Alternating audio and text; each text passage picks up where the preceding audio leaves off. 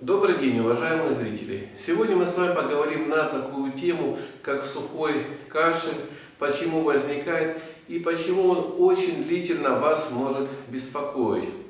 Итак, почему возникает кашель? Когда мы с вами вдыхаем воздух, если поверхность слизистой оболочки глотки, носа глотки, рота глотки, бронхов нарушена, воздух вызывает такой эффект, как раздражение. То есть воздух может быть сухой, наоборот влажный, может быть холодный, может быть горячий. И вот этот вызывающийся дисбаланс и вызывает такой рефлекторный ответ. В итоге человек начинает приступообразно кашлять. Кашляет минуту, 2-3. И это все повторяется изо дня в день. Почему это происходит? По одной причине. Слизистая, которая выстилает полностью всю бронхолегочную систему, выступает в роли барьера, ограничителя между внешней и внутренней средой. При воздействии вирусов, бактерий происходит разрушение этого слизистого слоя. И в итоге теряется вот этот баланс между внешним и внутренним. В итоге и возникает такой симптом, как сухой кашель. Чем он опасен?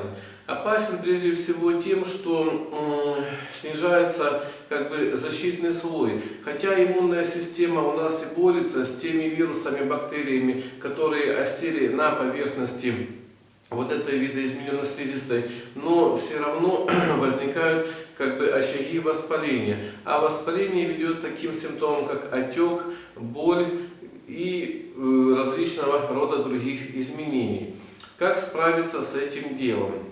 То, что мы начинаем пить препараты, разжижающие мокроту, отхаркивающие препараты, никакого эффекта они давать не будут, пока не восстановится нормальная слизистая. Чтобы рост слизистой был очень быстрый, необходимо простимулировать деление клеток, это раз, и убрать всю патогенную флору, которая есть на поверхности. Как же это можно сделать безопасно? Безопасно это можно сделать с помощью трав, которые обладают мощнейшим антисептическим средством, антисептическим действием именно на бронхолегочную систему. Для этого берется две травы, берется шалфей и берется календула. Но вы должны понимать, что и у календулы, и у шалфея есть противопоказания, это нарушение работы почек. Почему есть это противопоказание? Потому что под их действием гибнет большое количество вирусов, бактерий, грибков, и все это сбрасывается в кровь.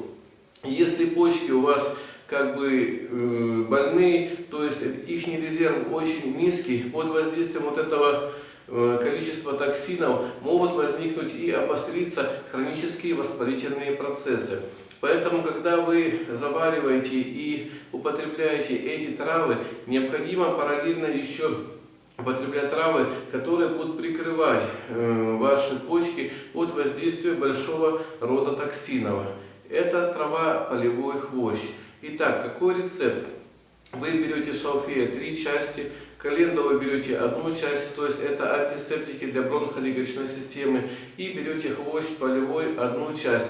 То есть это та трава, которая простимулирует более быстрое выделение токсинов наружу и снимет нагрузку из почек. Как пить? И сколько пить? Вы берете 3 столовые ложки шалфея без горки, 1 столовую ложку календулы и 1 столовую ложку полевого хвоща. Все это вы завариваете на 1 литр кипятка, настаиваете 40-45 минут, потом процеживаете, траву выбрасываете, оставшийся раствор вы пьете в течение дня. Пить траву надо натощак, то есть за 20-30 минут до еды или спустя час-полтора после приема пищи. Если в конце дня у вас что-то остается из настоя, вы его выливаете и на следующий день вы завариваете свежий. Пьется курсом. 10 дней пьете, 2 дня перерыв и потом повторяете. Желательно пропить 3 курса для того, чтобы полностью избавиться от проблемы. Если же симптомы прошли и вам кажется, что вы выздоровели, бросать прием настоя не следует.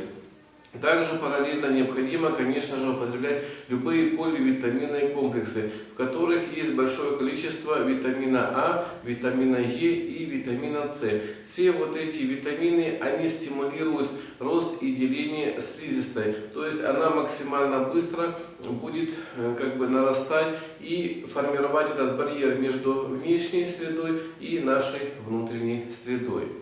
На этом наше видео подходит к концу. Вопросы в комментариях. Всего доброго.